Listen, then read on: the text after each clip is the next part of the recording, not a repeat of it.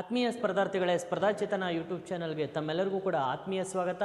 ನಾನು ನಿಮ್ಮ ಆನಂದ್ ಸರ್, ಭೂಗೋಳ ಚೇತನ ಪುಸ್ತಕದ ಲೇಖಕರು ಮತ್ತು ಸ್ಪರ್ಧಾಚೇತನ ಅಕಾಡೆಮಿ ತುಮಕೂರಿನ ನಿರ್ದೇಶಕರು. ಆತ್ಮೀಯ ಸ್ಪರ್ಧಾರ್ಥಿಗಳೇ, ಪ್ರತಿದಿನ ಕೂಡ ನಮ್ಮ ಸಂಸ್ಥೆಯ ವತಿಯಿಂದ 2ರಿಂದ 3 ಕ್ವೆಶನ್ಸನ್ನು ನಮ್ಮ ಯೂಟ್ಯೂಬ್ ಚಾನಲಲ್ಲಿ ನಾವು ಚರ್ಚೆ ಮಾಡ್ತಾ ಹೋಗ್ತಾ ಇದ್ದೀವಿ. ಆ ಕಾರಣಕ್ಕೋಸ್ಕರ ಯಾರೆಲ್ಲ ನಮ್ಮ ಚಾನಲ್ಗೆ ಸಬ್ಸ್ಕ್ರೈಬರ್ ಆಗಿಲ್ಲ, ಈ ಕೂಡಲೇ ಆಗಿ ಅಂತ ಹೇಳ್ತಾ, ನೋಡಿ ಸ್ನೇಹಿತರೆ, ಇವತ್ತಿನ ಕ್ವಶನ್ಸ್ ಬಂದು ಏನಿದೆಯಪ್ಪ ಅಂದರೆ ಭಾಳ ಪ್ರಮುಖವಾಗಿರುವಂಥ ಎಲ್ಲ ಕಾಂಪಿಟೇಟಿವ್ ಎಕ್ಸಾಮ್ಸಲ್ಲೂ ರಿಪೀಟ್ ಆಗಿರುವಂಥ ಕ್ವಶನ್ಸು. ನೋಡಿ, ಅಂಡಮಾನ್ ಮತ್ತು ನಿಕೋಬಾರ್ ಏನಿದೆ, ಅಂಡಮಾನ್ ಮತ್ತು ನಿಕೋಬಾರ್ ದ್ವೀಪಗಳ ಹಳೆಯ ಹೆಸರುಗಳು ಈ ಮುಂದಿನ ಹೊಸದರೊಂದಿಗೆ ಹೋಲಿಕೆ ಮಾಡಿ ಅಂತೇಳಿ. ಅಂಡಮಾನ್ ಮತ್ತು ನಿಕೋಬಾರ್ ದ್ವೀಪದಲ್ಲಿರುವಂಥ ಈ 4 ದ್ವೀಪಗಳೇನಿದ್ದಾವೆ ಅದು ಪ್ರಮುಖವಾಗಿ ನೋಡಿ, ರಾಸ್ ದ್ವೀಪ, ನೈಲ್ ದ್ವೀಪ, ಹ್ಯಾವ್ಲಕ್ ದ್ವೀಪ, ಫೋರ್ಟ್ ಬ್ಲೇರ್ ದ್ವೀಪ. ಈ ಹಳೆಯ ಹೆಸರುಗಳನ್ನ ಏನಪ್ಪಾ ಮಾಡಿದ್ದಾರೆ ಅಂದ್ರೆ ಹೊಸ ಹೆಸರುಗಳನ್ನಾಗಿ ಘೋಷಣೆ ಮಾಡಲಾಗಿದೆ. ನೋಡಿ, ಬಿ ಪಟ್ಟಿನಲ್ಲಿದೆ ಶ್ರೀ ವಿಜಯಪುರಂ, ನೇತಾಜಿ ಸುಭಾಷ್ ಚಂದ್ರ ಬೋಸ್, ಸ್ವರಾಜ್ ದ್ವೀಪ, ಶಹೀದ್ ದ್ವೀಪ ಅಂತೇಳಿ 4 ದ್ವೀಪಗಳನ್ನ, ಈ ದ್ವೀಪಗಳಿಗೆ ಹೊಸ ಹೆಸರನ್ನ ಘೋಷಣೆ ಮಾಡಲಾಗಿದೆ. ಹಾಗಾದ್ರೆ ಇಲ್ಲಿ ನೋಡಿ, ಫಸ್ಟ್ ದ್ವೀಪ ರಾಸ್ ದ್ವೀಪ ಅಂತ ಏನಿದೆ, ಈ ರಾಸ್ ಎನ್ನುವಂತ ದ್ವೀಪ ಏನಿದೆ, ಈ ದ್ವೀಪಕ್ಕೆ ಪ್ರಮುಖವಾಗಿ ಏನಂತ ಹೇಳಿ ನಾಮಕರಣ ಮಾಡಲಾಗಿದೆಯಪ್ಪ ಅಂದ್ರೆ ರಾಸ್ ದ್ವೀಪ ಅಂದ್ರೆ ನೀವು ನೆನ್ಪಿಟ್ಕೊಳ್ಳಿ, ನೇತಾಜಿ ಸುಭಾಷ್ ಚಂದ್ರ ಬೋಸ್ ಅಂತೇಳಿ ನಾಮಕರಣ ಮಾಡಲಾಗಿದೆ. ಹಾಗಾದ್ರೆ ರಾಸ್ ದ್ವೀಪದ ಹೊಸ ಹೆಸರು ನೇತಾಜಿ ಸುಭಾಷ್ ಚಂದ್ರ ಬೋಸ್ ಅಂತ. ಇನ್ನು 2ನೇ ದ್ವೀಪ ನೋಡಿ, ನೈಲ್ ದ್ವೀಪ ಅಂತ ಇದೆ. ಇದು ಹಳೆಯ ಹೆಸರು. ಈ ನೈಲ್ ದ್ವೀಪಕ್ಕೆ ಹೊಸ ಹೆಸರು ಬಂದು ಏನಂತ ಹೇಳಿ ನಾಮಕರಣ ಮಾಡಲಾಗಿದೆಯಪ್ಪ ಅಂದ್ರೆ ನೈಲ್ ದ್ವೀಪಕ್ಕೆ ನೋಡಿ ನಿಮಗೆ ಕಾಣ್ತಾ ಇದೆ, ಶಾಹಿದ್ ದ್ವೀಪ ಅಂತೇಳಿ ಹೊಸ ಹೆಸರನ್ನ ನಾಮಕರಣ ಮಾಡಲಾಗಿದೆ. ಸೊ ಇನ್ನ ಹ್ಯಾವ್ಲಕ್ ದ್ವೀಪ ಅಂತ ಇದೆ. ಈ ಹ್ಯಾವ್ಲಕ್ ದ್ವೀಪ ಅನ್ನೋದು ಅಂಡಮಾನ್ ಮತ್ತು ನಿಕೋಬಾರ್ ದ್ವೀಪದಲ್ಲಿ ಬರುವಂತ ಹಳೆಯ ದ್ವೀಪ. ಈ ದ್ವೀಪಕ್ಕೆ ಏನಂತ ನಾಮಕರಣ ಮಾಡಲಾಗಿದೆಯಪ್ಪ ಅಂದ್ರೆ ಅದ್ರ ಮುಂದೆನೆ ಇದೆ ಸ್ವರಾಜ್ ದ್ವೀಪ ಅಂತ, ಸ್ವರಾಜ್ ದ್ವೀಪ ಅಂತೇಳಿ ನಾಮಕರಣ ಮಾಡಲಾಗಿದೆ. ಇನ್ನು 4ನೇದು ಬಂದು ಫೋರ್ಟ್ ಬ್ಲೇರ್ ಎನ್ನುವಂತ ದ್ವೀಪ ಏನಿದೆ, ಈ ಫೋರ್ಟ್ ಬ್ಲೇರ್ ಎನ್ನುವಂತ ದ್ವೀಪಕ್ಕೆ ಏನಂತ ನಾಮಕರಣ ಮಾಡಲಾಗಿದೆಯಪ್ಪ ಅಂದ್ರೆ ಶ್ರೀ ವಿಜಯಪುರಂ ಅಂತೇಳಿ ನಾಮಕರಣ ಮಾಡಲಾಗಿದೆ. ಇಷ್ಟು ಮ್ಯಾಚಿಂಗ್ ಪ್ರಕ್ರಿಯೆ ಆದಮೇಲೆ ಇದನ್ನ ನಾವು ಆಧಾರವಾಗಿ ಇಟ್ಟುಕೊಂಡು ಇಲ್ಲಿ ನೋಡಿ, ಕೆಳಗಡೆ ಎ ಅಂತ ಇದೆ, ಬಿ ಇದೆ, ಸಿ ಇದೆ, ಆಪ್ಷನ್ ಡಿ ಇದೆ. ಇದರಲ್ಲಿ ಸರಿಯಾದಂತ ಉತ್ತರ ಯಾವುದು ಅಂತ ನಾವು ಚಾಯ್ಸ್ ಮಾಡಿದಾಗ ಇಲ್ಲಿ ನಾವು ಮ್ಯಾಚ್ ಮಾಡಿರೋ ಪ್ರಕಾರ ಈ ಒಂದು ಕ್ವಶನ್ಸ್ಗೆ ಸರಿಯಾದಂತ ಉತ್ತರ ಆಪ್ಷನ್ ಡಿ. ಇದಕ್ಕೆ ಸರಿಯಾದಂತ ಉತ್ತರ ಆಗುತ್ತೆ ಸ್ನೇಹಿತರೆ. ಬಹಳ ಎಕ್ಸಾಮ್ ಅಲ್ಲಿ ಕ್ವಶನ್ಸ್ ರಿಪೀಟ್ ಆಗಿದೆ. ಸಮ್ ಎಕ್ಸಾಮ್ ಅಲ್ಲಿ ರಾಸ್ ದ್ವೀಪದ ಹೊಸ ಹೆಸರು ಏನು ಅಂತ ಕೇಳ್ಬಿಡ್ತಾನೆ. ಸಮ್ ಎಕ್ಸಾಮ್ ಅಲ್ಲಿ 4 ದ್ವೀಪವನ್ನ ಇಟ್ಟು 4 ದ್ವೀಪಗಳನ್ನ ನೀವು ಹೊಂದಿಸಿ ಬರೀರಿ ಅಂತ ಕೇಳ್ತೇನೆ. ಹಾಗಾಗಿ ಈ ಕ್ವಶನ್ಗೆ ಸರಿಯಾದಂತ ಉತ್ತರ ಆಪ್ಷನ್ ಡಿ ಸರಿಯಾದಂತ ಉತ್ತರ ಸ್ನೇಹಿತರೆ. ನೋಡಿ, ಇವತ್ತಿನ ಕಾಂಪಿಟೇಟಿವ್ ಎಕ್ಸಾಮ್ಸ್ ಅಲ್ಲಿ ಮತ್ತು ಹಳೆಯ ಕಾಂಪಿಟೇಟಿವ್ ಎಕ್ಸಾಮ್ಸ್ ಕ್ವಶನ್ಸ್ ಪೇಪರ್ಸ್ ಅನ್ನ ನೀವು ತೆಗೆದಾಗ ಎಲ್ಲ ಕ್ವಶನ್ಸ್ ಪೇಪರ್ಸ್ ಅಲ್ಲೂ ಕೂಡ ನಿಮಗೆ ಆಲ್ಮೋಸ್ಟ್ ವಾತಾವರಣ ಅಥವಾ ವಾಯುಮಂಡಲದ ಮೇಲೆ ಕ್ವಶನ್ಸ್ ರಿಪೀಟ್ ಆಗ್ತಾನೆ ಇದೆ. ವಾಯುಮಂಡಲದ ಮೇಲೆ ಕ್ವಶನ್ಸ್ ರಿಪೀಟ್ ಆಗ್ತಾನೆ ಇದೆ. ನೋಡಿ ಸ್ನೇಹಿತರೆ, ಹಾಗಾದ್ರೆ ವಾಯುಮಂಡಲ ಅಂದ್ರೆ ಏನಪ್ಪಾ ಅಂದ್ರೆ, ಸೊ ಸಿಂಪಲ್, ವಾಯುಮಂಡಲ ಅಂದ್ರೆ ಏನಪ್ಪಾ ಅಂದ್ರೆ ಭೂಮಿಯನ್ನ ಆವರಿಸಿರುವ ವಾಯುವಿಗೆ ನಾವೇನಂತ ಕರಿತೀವಪ್ಪ ಅಂದ್ರೆ ವಾಯುಮಂಡಲ ಅಂತ ಕರಿತೀವಿ. ಭೂಮಿಯನ್ನು ಆವರಿಸಿರುವಂತ ವಾಯುವಿಗೆ ವಾಯುಮಂಡಲ ಅಂತ ಕರಿತೀವಿ.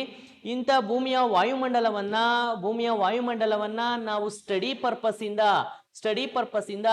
5 ಲೇಯರ್ಗಳಾಗಿ ಡಿವೈಡ್ ಮಾಡ್ತೀವಿ. ಭೂಮಿಯ ವಾಯುಮಂಡಲವನ್ನ ಸ್ಟಡಿ ಪರ್ಪಸ್ ಇಂದ 5 ಲೇಯರ್ಗಳಾಗಿ ಡಿವೈಡ್ ಮಾಡ್ತೀವಿ. ಏನಂತ ಡಿವೈಡ್ ಮಾಡ್ತೀವಪ್ಪ ಅಂದ್ರೆ ಮೊದಲನೇದನ್ನ ನಾವೇನಂತ ಕರಿತೀವಪ್ಪ ಅಂದ್ರೆ ಟ್ರೋಪೋಸ್ಪಿಯರ್ ಅಂತ ಕರಿತೀವಿ. ಏನಂತ ಕರಿತೀವಿ? ಟ್ರೋಪೋಸ್ಪಿಯರ್ ಅಂತ ಕರಿತೀವಿ. ಇದನ್ನ ಕನ್ನಡದಲ್ಲಿ ಪರಿವರ್ತನಾ ಮಂಡಲ ಅಂತ ಕರಿತೀವಿ. ಸೊ ಇನ್ನು 2ನೇದು ಬಂದಾಗ ನಾವು ಇಂಗ್ಲಿಷ್ ಅಲ್ಲಿ ಇದನ್ನ ಸ್ಟ್ಯಾಟೋಸ್ಪಿಯರ್ ಅಂತ ಕರಿತೀವಿ. ಇನ್ನು ಕನ್ನಡದಲ್ಲಿ ಬಂದಾಗ ನಾವು ಇದನ್ನ ಏನಂತ ಕರಿತೀವಪ್ಪ ಅಂದ್ರೆ ಸಮೋಷ್ಣ ಮಂಡಲ ಅಂತ ಕರಿತೀವಿ. ಇನ್ನು 3ನೇದು ಏನಂತ ಕರಿತೀವಪ್ಪ ಅಂದ್ರೆ, ಸೊ ಇಲ್ಲಿ ಮಧ್ಯಂತರ ಪದರ ಅಂತ ಕರಿತೀವಿ.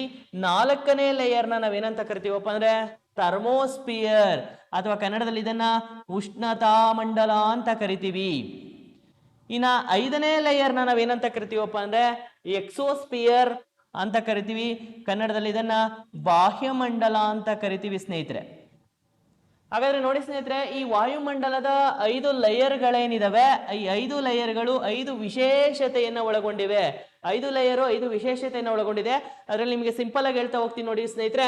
ಇಲ್ಲಿ ಟ್ರೋಪೋಸ್ಪಿಯರ್ ಅಂತ ಬಂದಾಗ, ಟ್ರೋಪೋಸ್ಪಿಯರ್ ನ ವಿಶೇಷತೆ ಏನಪ್ಪಾ ಅಂದ್ರೆ, ಈ ಟ್ರೋಪೋಸ್ಪಿಯರ್ ಭೂಮಿಯ ವಾಯುಮಂಡಲದ ಮೊದಲ ಪದರ ಅಂತೇಳಿ ಕನ್ಸಿಡರ್ ಮಾಡ್ತೀವಿ. ಹಾಗಾದ್ರೆ ಟ್ರೋಪೋಸ್ಪಿಯರ್ ಅಲ್ಲಿ ಏನ್ ಸರ್ ವಿಶೇಷವಾಗಿರುತ್ತೆ ಅಂತ ಹೇಳೋದಾದ್ರೆ, ಇಲ್ಲಿ ನೋಡಿ ಶುದ್ಧವಾದ ಹಿಮ, ಗಾಳಿ, ಮೋಡಗಳು ಪ್ರಮುಖವಾಗಿ ಟ್ರೋಪೋಸ್ಪಿಯರ್ ಅಲ್ಲಿ ಕಂಡು ಬರುತ್ತೆ. ಹಾಗಾದ್ರೆ ಸ್ಟ್ರಾಟೋಸ್ಪಿಯರ್ ಅಲ್ಲಿ ಏನ್ ಸರ್ ಕಂಡು ಬರುತ್ತೆ ಅಂದ್ರೆ, ನೋಡಿ ಸ್ಟ್ರಾಟೋಸ್ಪಿಯರ್ ನ ವಿಶೇಷತೆ ಏನಪ್ಪಾ ಅಂದ್ರೆ, ಈ ಸ್ಟ್ರಾಟೋಸ್ಪಿಯರ್ ಅಲ್ಲಿ ನಿಮ್ಗೆ ಆಲ್ವೇಸ್ ಗೊತ್ತಿರ್ಲಿ, ಇದು ವಿಮಾನಗಳು ಹಾರಾಟ ನಡೆಸಲು ಸೂಕ್ತವಾದ ವಲಯ ಅಂತ ಕೂಡ ಕರಿತೀವಿ. ಅಂಡ್ ದೆನ್ ಎರಡನೇ ಇಂಪಾರ್ಟೆಂಟ್ ಪಾಯಿಂಟ್ ಏನಪ್ಪಾ ಅಂದ್ರೆ, ಇಲ್ಲಿ ಓಝೋನ್ ಪದರ ಕಂಡು ಬರುತ್ತದೆ, ಓಝೋನ್ ಲೇಯರ್ ಅಥವಾ ಓಝೋನ್ ಪದರ ಕಂಡು ಬರುತ್ತೆ. ಇನ್ನು ಮೂರನೇದೇನಪ್ಪಾ ಅಂದ್ರೆ, ಇಲ್ಲಿ ಮಧ್ಯಂತರ ಪದರ ಅಂತ ನಾವೇನ್ ಹೇಳ್ತೀವಿ, ಇದು ಭೂಮಿಯ ವಾಯುಮಂಡಲದ ಅತ್ಯಂತ ಶೀತ ಪದರ, ಕೋಲ್ಡ್ ಝೋನ್ ಅಂತ ಕರಿತೀವಿ. ಇನ್ನು ನಾಲ್ಕನೇದೇನಪ್ಪಾ ಅಂದ್ರೆ, ಈ ಥರ್ಮೋಸ್ಪಿಯರ್ ಅಂತ ನಾವೇನ್ ಕರಿತೀವಿ. ಈ ಥರ್ಮೋಸ್ಪಿಯರ್ ಅಲ್ಲಿ ನಿಮ್ಗೆ ವಿಶೇಷವಾಗಿ 10 ಹಲವು ವಿಶೇಷತೆಗಳು ಬರ್ತವೆ.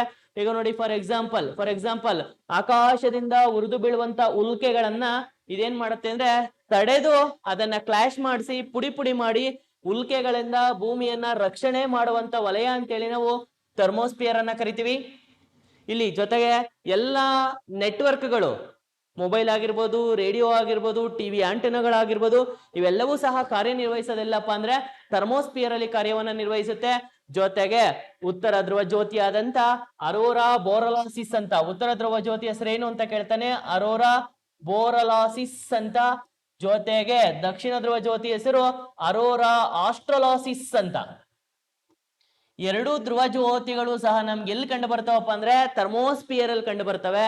ಹಾಗಾಗಿ ಧನ ವಿದ್ಯುತ್ ಅಂಶಗಳು ಋಣ ವಿದ್ಯುತ್ ಅಂಶಗಳಾಗಿ ಕೂಡ ಕನ್ವರ್ಟ್ ಆಗ್ತವೆ. ಹಾಗಾಗಿ 10 ಹಲವು ವಿಶೇಷತೆಗಳನ್ನ ಒಳಗೊಂಡಿದೆ. ಇದನ್ನ ದಾಟಿದ ನಂತರ ನಮ್ಗೆ ಎಕ್ಸೋಸ್ಪಿಯರ್ ಕಂಡು ಬರ್ತದೆ. ಎಕ್ಸೋಸ್ಪಿಯರ್ ಅಂತ ಬಂದಾಗ ಇಲ್ಲಿ ಟೆಂಪರೇಚರ್ ಸಿಕ್ಕಾಪಟ್ಟೆ ಜಾಸ್ತಿ ಇರುತ್ತೆ. ಕಾರಣ ಏನಪ್ಪಾ ಅಂದ್ರೆ, ಜಲಜನಕ ಮತ್ತು ಈಲಿಯಂ ಅನಿಲಗಳು ಇಲ್ಲಿ ಅತಿ ಹೆಚ್ಚಾಗಿ ಕಂಡು ಬರ್ತವೆ. ಸ್ನೇಹಿತರೆ, ನಾನು ಇದ್ರ ಬಗ್ಗೆ ನಿಮ್ಗೆ ಸಿಂಪಲ್ ಐಡೆಂಟಿಟಿ ಪಾಯಿಂಟ್ ಮಾತ್ರ ಹೇಳಿದೀನಿ. ಹಾಗಾಗಿ ಇವು ವಾತಾವರಣದ 5 ಲೇಯರ್ಗಳು.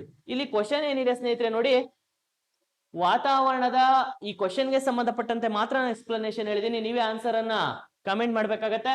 ವಾತಾವರಣದ ಅತ್ಯಂತ ಕೆಳಗಿನ ಪದರ ಯಾವುದು ಅಂತ ಬೇಗ ನೋಡೋಣ. ಪಟ್ಟಂತ ಕಾಮೆಂಟ್ ಮಾಡಿ. ನಾನು 1 ನಿಮಿಷ ಟೈಮ್ ಅನ್ನು ಕೊಡ್ತೀನಿ. ಪಟ್ಟಂತ ಆನ್ಸರ್ ಅನ್ನ ಕಾಮೆಂಟ್ ಮಾಡಿ. ಒನ್ಸ್ ಅಗೈನ್, ವಾತಾವರಣದ ಅತ್ಯಂತ ಕೆಳಗಿನ ಪದರ ಯಾವುದು ಅಂತ. ಈ ಕಡೆ ನೋಡಿ, ಸ್ಟ್ರಾಟೋಸ್ಪಿಯರ್ ಇದೆ, ಥರ್ಮೋಸ್ಪಿಯರ್ ಇದೆ, ಟ್ರೋಪೋಸ್ಪಿಯರ್ ಇದೆ, ಮಿಸೋಸ್ಪಿಯರ್ ಇದೆ. ನಾನು ಹೇಳಿದೀನಿ ಯಾವ್ಯಾವ ಪದರಗಳು ಎಲ್ಲೆಲ್ಲಿ ಬರ್ತವೆ, ಎಷ್ಟೇ ಹಂತದಲ್ಲಿ ಬರ್ತವೆ ಅಂತ, ಮತ್ತೆ ಯೂಸಸ್ ಬಗ್ಗೆನೂ ಕೂಡ ನಾನು ಹೇಳಿದೀನಿ. ಹಾಗಾದ್ರೆ ನೋಡಿ, ಸರಿಯಾದಂತ ಉತ್ತರ, ಸೊ ವಾತಾವರಣದ ಅತ್ಯಂತ ಕೆಳಗಿನ ಪದರ ಅಂತ ಬಂದಾಗ ಇದು ಭೂಮಿಯ ಮೇಲ್ಭಾಗದಿಂದ ಲೇಯರ್ಗಳು ಸ್ಟಾರ್ಟ್ ಆಗುತ್ತೆ. ಹಾಗಾಗಿ ಇದರ ಕೆಳಗಿನ ಪದರ ಯಾವುದು ಅಂತ ಬಂದಾಗ ನೋಡಿ ಸ್ನೇಹಿತರೆ, ಯಾವ್ದಪ್ಪ ಅದಂದ್ರೆ ಟ್ರೋಪೋಸ್ಪಿಯರ್. ಯಾವ್ದದು? ಟ್ರೋಪೋಸ್ಪಿಯರ್. ಅಥವಾ ಇದನ್ನ ನಾವೇನಂತ ಕರಿತೀವಪ್ಪ ಅಂದ್ರೆ ಪರಿವರ್ತನ ಮಂಡಲ ಅಂತ ಕರಿತೀವಿ. ಟ್ರೋಪೋಸ್ಪಿಯರ್ ಅಥವಾ ಪರಿವರ್ತನ ಮಂಡಲ ಏನಿದೆ, ಇದಕ್ಕೆ ಸರಿಯಾದಂತ ಉತ್ತರ. ಹಾಗಾಗಿ ನೋಡಿ ಸ್ನೇಹಿತರೆ, ಇಲ್ಲಿದೆ ಟ್ರೋಪೋಸ್ಪಿಯರ್, ಇದಕ್ಕೆ ಸರಿಯಾದಂತ ಉತ್ತರ. ಹಾಗಾಗಿ ಸಿ ಆನ್ಸರ್ ಸರಿಯಾದಂತ ಉತ್ತರ. Okay, thank you.